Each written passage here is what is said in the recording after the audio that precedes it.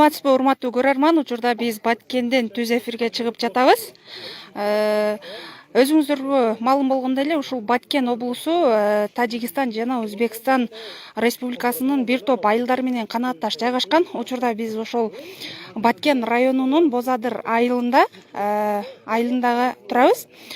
Биз турган дал ушул жер Кыргызстандын аймагы. Бирок кече Өзбекстан жарандары Кыргызстандын аймагында курулуш иштерин жүргүзгөн. Мына ушул столбаларды кургузуп, электр мамычаларын тартууга аракет кылышкан. Биздин жарандар каршылык көрсөтүп бул жерге чыгышкан. Азыр биз дал ушул чек ара аймагында турабыз. Бул жерде сүйлөшүүлөр болуп атат. Окуяны элдин өзүнөн угабыз. Саламатсыздарбы? Ким айтып кое алат, эмне болду кече бул жерде?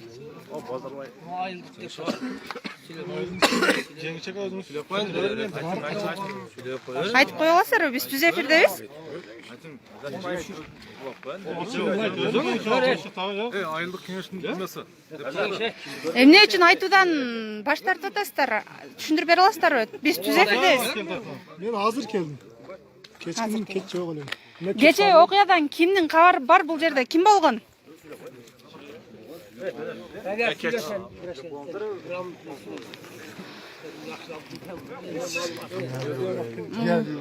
Азыр бул жердебиз, бирок ушул эл бизди чакырган, бирок эмнегедир эл мындай сүйлөп берүүдөн баш тартып атат. Биз дайым ушул чек ара аймактарына барып калып, биз жарандардан интервью алалы деп жаткан учурда ушундай жарандар кээ-бирки учурда сүйлөп берүүдөн баш тартат. Анткени ушул биз кеткенден кийин кандайдыр бир кызматтар келип туруп, эмне үчүн интервью бердиңер деп мындай кысымга алган учурлар болот экен. Мына азыр сүйлөшүүлөр болуп жатат.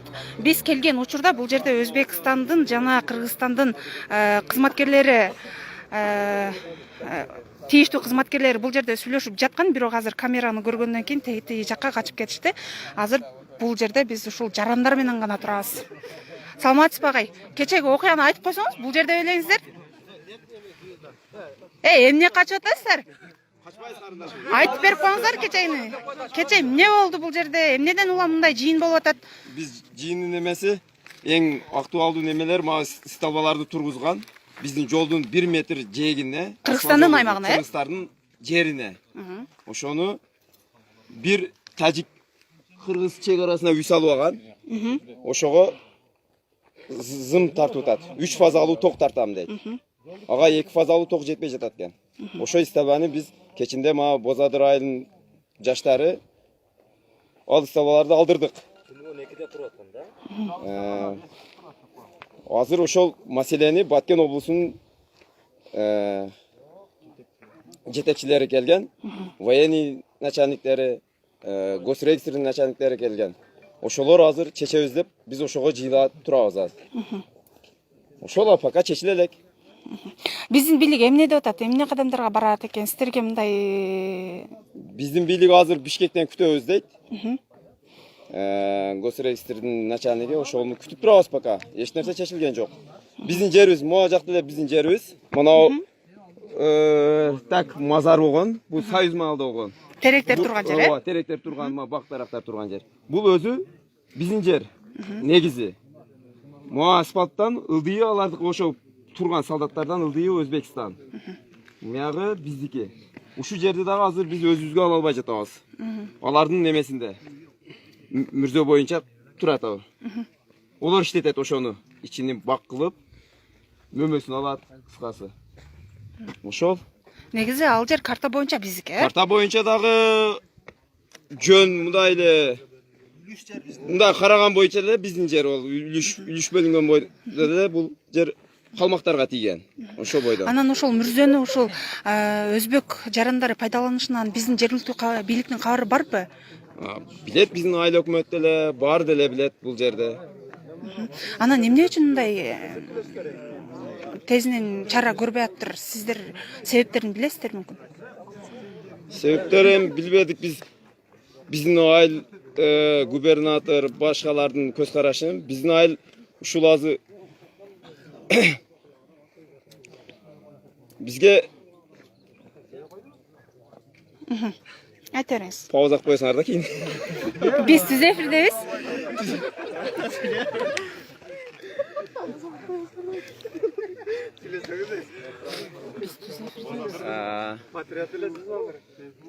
Ошол чечилиш керек. Главный биздин чек ара өзүбүздүн жер, өзүбүздө калышыбыз керек. Алардын жери өздөрүгө буйрсун. Ошол эле. Рахмат. Урматтуу көрөрман, ошол биз чек ара аймактарына келген учурубузда такталбаган чек ара сызыгы деп туруп, кыргыздардын курулуш иштерин жүргүзүүгө кыргыз тараптын бийлиги мындай тоскоолдук кылып келет да. Кечиресиздер, сиздерде да ушундай окуя болобу? Курулуш иштерин жүргүзүүгө тыюу салышабы? Айтып кое аласыздарбы? Бул чек ара болгон жерде албетте уруксаты жок курулуштар болгон жерде токтотуу болот да. Бул негизи сен азыр ката сүйлөп койдуң, такталбаган жер эмес. Такталган эле жер бул. Такталган жер, бирок такталган эле жер азыр ушул боюнча дагы талаш тартыш болуп атат да. Бирок муну биз азыр ушуну чечишип коюшпаган кетишибиз керек да. Азыр мына госрегистрден эмеден дагы келген адамдар ушул жерди чечип туруп уже бул илгертен Кыргызстан пайдаланып келген жерлер эмне үчүн такталбады деп эме болуп атат. Сиз туура эмес түшүнүп калдыңыз окшойт. Биз чек ара аймактарына барганыбызда такталбаган чек ара сызыгы деп. Бирок мен бул бозадыр эмесине басым жасаган жокмун. Бирок ушул Кыргызстандын биз өзүбүз жарандар, өзүбүздүн Кыргызстан аймагында дагы курулуш иштерин жүргүзүп атканыбызда район жетекчилиги келип туруп токтотуп коет да. Сиздерде да ошондой учур болдубу дейм да. Бул элек, жарайт. Мына ушул кече электр мамычаларын алып өтүү үчүн аракет кылышкан. Биздин жарандар келип туруп, каршылык көрсөтүп, ошол бойдон турат. Азыр эки тараптуу сүйлөшүү жүрүп атат. Кандай жыйынтык чыгат, аны биз сиздерге жеринен жеткиргенге аракет кылабыз. Бул жерде биздин аскер кызматкерлерибиз. Постун алдыга турган да. Бул жака, Мына постчо турган жерге курган сталба. Эмне үчүн курулуш сталбаларды алып өтүп атасыңар дегенде кандай жоопту берди? Ким байкап калды ал учурду? Ал учурда бардык эле байкаган. Элдер чыгып, кийин саат 10-11-12 чамасында түндө алдырган да полный сталбаны. Түнкү саат, Түнкү саат 11-12 алдырган полный эле сталбанычы. Улар өздөрү негизи бир жаранды киргизиш үчүн дагы бир стройка кылыш дагы шефтерин алып келип, полный Өзбекстанды көтөрүп, бизге эме бербейт да, короче. Жол бербейт. Биз эле мындай эме кылсак токтоп тургула, жер чечилсин, демаркация болсун, анда мындай деп эле эметет да, негизичи. Ошол азыр эл келип өзүнүн эмесиге мына жолго токтоткан туура эмес да бул. Жолуна Кыргызстанда солдаттардын алдыга тартып атат да, бул өтө туура эмес эме кылып атат. Алдырып эметтик, азыр өздөрү сүйлөшүп ататтар. Сүйлөшүп эмен чечип беребиз деди, ошону күтүп отурабыз, кандай жыйынтык чыгат. Ошон үчүн ток маалымат берейин деп эле элдер ошон үчүн сүйлөгөн. Ошол салтка айланган чек ара чыры дайым эрте жаз келери менен башталып калат да, ага бир эле себеп ушул суу тартыштыгы дагы жаралып калат. Сиздерде андай коркунуч жокпу? Суу тартыш болбойбу? Эки элдин ортосуна араздашууга барбайбы? Араздашууга барбайбыз деп ойлойбуз, потому что биздин эмени жерди, насосту дальний время насос турган жерди азыр Кыргызстан эсебиге өттү деп бизге айткан да. Өттү деп айткан. Эми кандай десек, ушунча жыл жашап жүрдүк, суу маселеси баягы эме боюнча эме кылабыз. Суу жокпу, барбы, баары чыдайбыз, жашайбыз ушул жерде, границада. Ошол азыркы келген начальник жакшы экен, бирок эмен төрткүл отрядтын начальниги жакшы экен. Коркпогула, суу боюнча проблема андай эмелер болбойт деп өзүнүн эме кепилдигин берди. Ону полный чечебиз деди, чечеттер, Кудай кааласа деп ойлойм. Ошол башка эмебиз жок. Бизге границаны тактап чечип полный бар жок эме кылып бергенде ошол да. Азыр булар мына границаны бузуп токторун тартып кетип атат да. А биздин өзүбүздүн Карткой айылда, мына Карткой айылда мектепти жаш балдар окуган, ошо мектепти садик курулду жакында. Ошону тосконго дагы неме бербей атат да. Каличка менен тосуп атсак 20 см жер бербей атат булар. Биздин өдө жактан чоңдордон эме жок да, караган границаларына действительно. Бирок чынында биздин суудун 50-70% ушулар чет, 50% бизге эме болот. Жетет 50%. 30% жетет да. Мен Бозадырдын ошол чеп жагында жашайм. Мага 5-10 жыл болуп калды. Действительно суу барбайт. Мына суудан барбайт. Алдын барып эле жүргөн да. Булар уже көбөйүп асфальттын үстүгө чыгып алдылар. Полный ээлеп алды бу жерлерди. Сууларды полный ачып, лотокторду бузуп, өзү каалаган ишин кылып энди жаз келсе эле башталат да проблема. Бизге действительно мына 5-6 жылдан бери суу барбайт. Мен заставанын үстүндө турам. Куруп атат да. Действительно жок, суу барбайт. Сууду караган, сен кылтасыңбы же суу бартабы деген адам жок. Налог болсо сразу машинанын налогун алат чоңдор, туурабы? Штраф кылсаң полный төлөтөт. Сен кантип жашап атасың, суу болтабы, үйдүн эмесин төлө, жердин эмесин төлө. Полный по закону кылат. Ал жагдан караган эме жок, действительно эле. Барып көрүп, азырды полный кет кайтканда сиздерден суранчы бир тартып эме кылып кетиңиздер. Аныгы да. Постоянно ушу көйгөй да. Ошол. Рахмат. Жаз келсе арык башталат, эрте арык проблемасы башталат. Булар бизди киргизбейт. Арык казганын киргизбейт. Каждый жаран паспортуң менен келесиң дейт. Бирок арык казылбаса суу да жетпейт, Суу жетпейт. Арык казылыш керек да, жетпейт суу. Биз тазалоо иштери жүргөндө, жаз келгенде жаздын алды менен булар бизге өнөр көрсөтүп баштайт да өздөрү. Бизде бул жерде көрөрмандардан суроо келиптир. Жарыкты Кыргызстандан тартып жатабы, кайсыл жактан тартып жатат? Жарыкты өздөрүдөн тартып атат. Кыргызстандан эмес, өздөрүдөн тартып атат. Бирок Кыргызстандын аймагы? Кыргызстандын эми жок, өздөрүгө мына Кыргызстан территориясына жакын жерге үй салган да булар. Эме граница биздики Столбан ошого тургузуп атат, биз ошого чыктык действительно. Булар эмерте өнөр көрсөтөт да. Биз да өзүбүзгө катуу турушубуз керек границада. Ошол. Рахмат.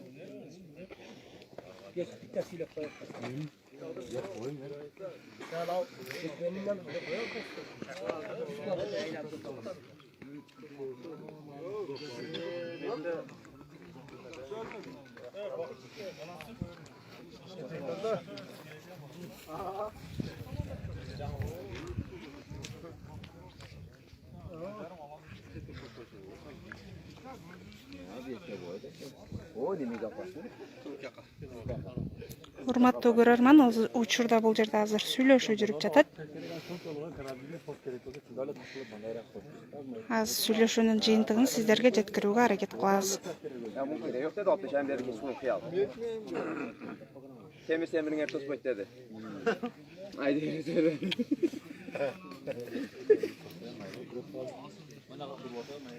Жоқ, маған нейтралка сияқты санаттар бөліп керек.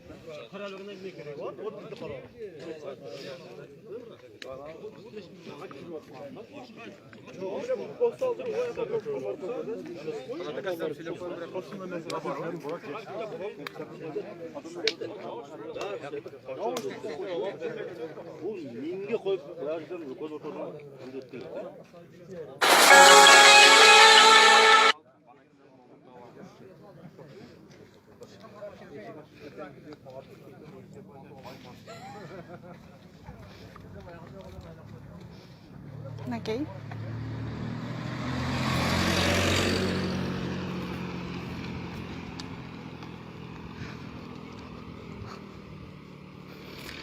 Бул жер Кыргызстандын аймагы. Кыргызстан карта боюнча Кыргызстандын аймагында турат. Мына тегерек четинде бүт кыргыздар жашайт. Бул жерде биздин аскерлерибиз чегараны коруп турушат. Ушул Кыргызстандын аймагына жакын жашаган Өзбекстандын Тажик улутундагы жарандар ошол жерде курулуштарды жүргүзүп, электр мамычаларын тарткан. Мынакей.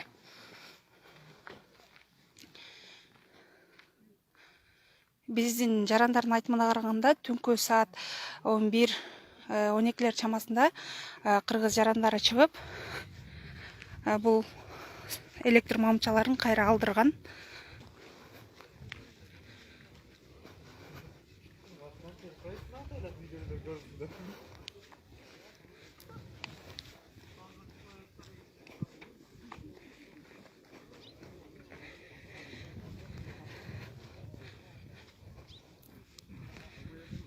Окей.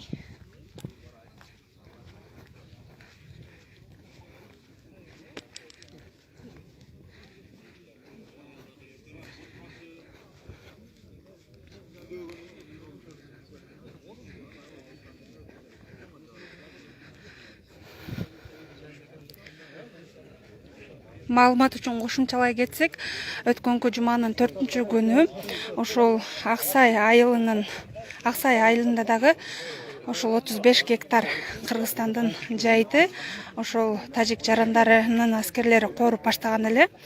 аны дагы Кыргызстандын аймагында турган жерди такталбаган аймак деп айтышып жүрдү, бирок ал жер карта боюнча Кыргызстандын аймагы деп айтылып келди.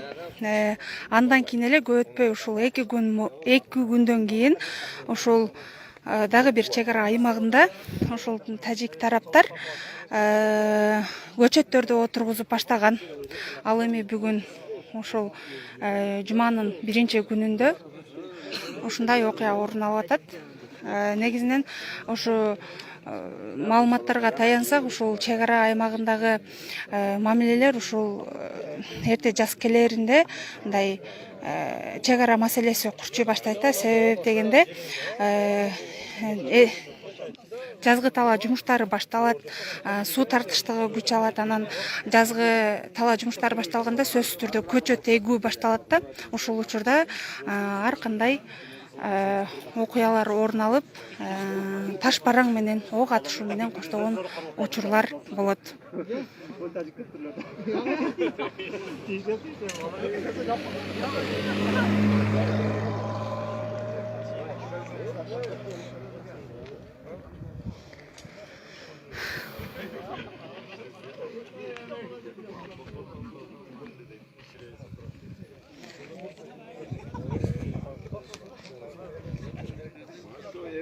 Кыргыздын жери болгон экен, бир убактарда саткан экен да биздин немени.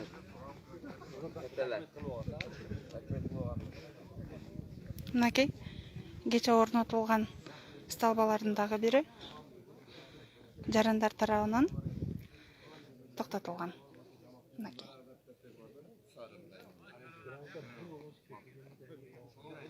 Азыр биз сурап көрөлүчү жарандардан, ошол эмне үчүн өздөрүнүн аймагынан эмес, биздин аймактан ошол электр мамычаларын тартышты экен. Кечиресиздер, азыр бул жер Кыргызстандын аймагы да, бирок эмне үчүн ушул экинчи тарап биздин аймактан столбаларды тартып өтүп атат? Өзүнүн аймагынан алып өтсө боло эле?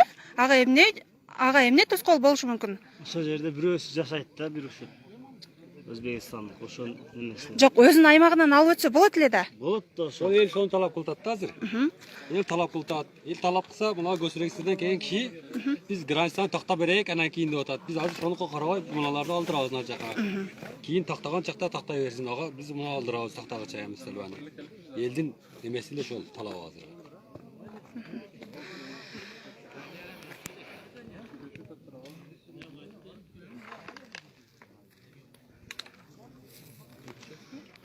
Азыр бийлик өкүлдөрүнүн келүүсүн күтүп турабыз. Алардан кандай жооп берилет, аны сиздер менен чогуу угабыз.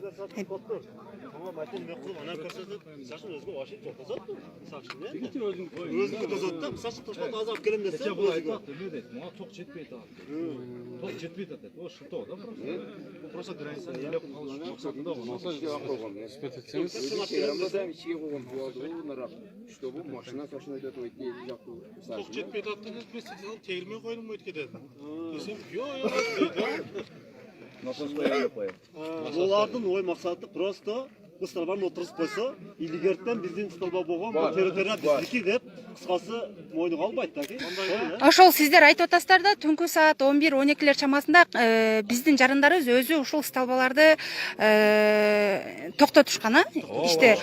Биздин бирок аскер кызматкерлерибиз бул жерде турат экен, алар каршылык көрсөтүшө албадыбы? Көрсөтө албайт. Бул негизи пограничтер жөн эле турат бул жердечи. Бир нерсени келгенде качан гана эл келип чечмейинче булар чече албайт пограничтикчи. Буларды негизи бул жерге койбой, ошо кызыл кыяктан түшкөн доонан ашкан жерде пост бар. Ошол жерге апарып коюш керек кыргыздар. Ошондо биздин кыргыз территориясы сакталат. Мындан дагы бир 2-3 жыл, 5 жыл өтө турган болсо, ушинтип турса бул жерде биздин ал жерибиз бар, бул жердечи.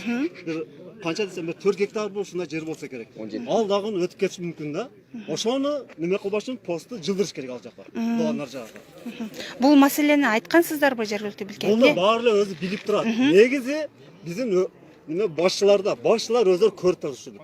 Илгери bir 10 жыл мурун биздин посо наргы биздин өз территориябызда турган. Ал жерде мына жака көчүрүп келген да.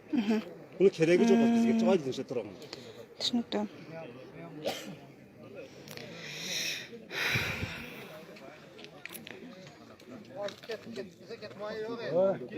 Азыр мына биздин жергиликтүү бийлик өкүлдөрү келип атат. Алар кандай жыйынтык менен келишип атат? Күбө болосуздар. Бул тарапта эл. Биздин немелерден тартып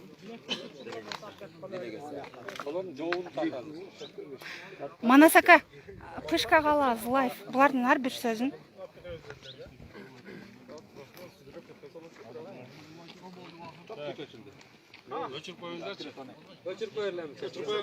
Биз түз эфирдебиз.